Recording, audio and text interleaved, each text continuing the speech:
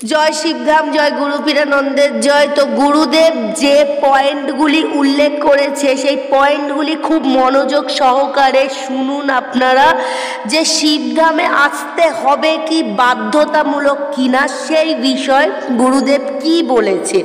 বাড়িতে বসেও কি আপনারা সমস্ত কিছু করতে পারবেন না, শিবধামে আসতেই হবে।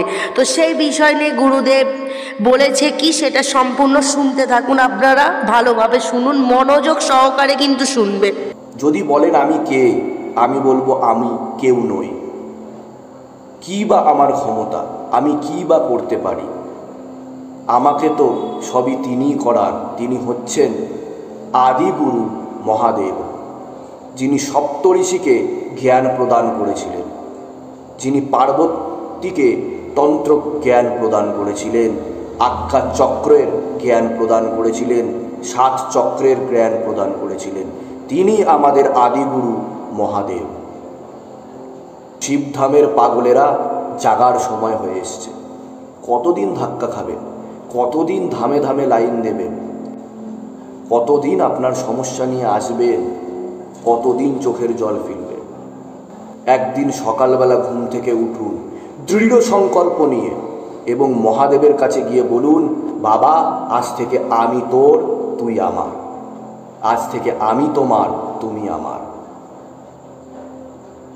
প্রত্যেক দিনই আপনার বাবার দিন হবে। আপনার ঘর এবং প্রতিটা মন্দিরই ভূত মুক্তি কেন্দ্র শিবধাম হবে।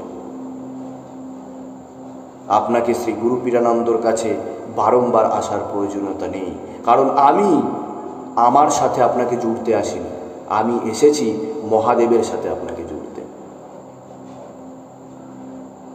এই ভিডিও দেখার পর আমি জানি তাও আপনারা বারবার বিভিন্ন দরবারে যাবেন, বিভিন্ন ধামে যাবেন, কত গুরু পরিবর্তন করবেন, কত ধাম পরিবর্তন করবেন, কত সমস্যা পিছনে দৌড়বেন। কোনোদিনও সমস্যার সমাধান হবে না। একজনকে ধরে নিন, সেই মহাদেবকে ধরে নিন যে চিরসত্য, যে বিশ্ব ব্রহ্মাণ্ডের মহা মূলে দাঁড়িয়ে রয়েছেন, তাকে একবার ধরে নিন, ব্যাস সব কিছুরই সমাধান হয়ে যাবে। শুধু একবার ধরে নিন তাকে, সেটার প্রয়োজনীয়তা আছে। জাগুন, আর কত ঘুমিয়ে থাকবে।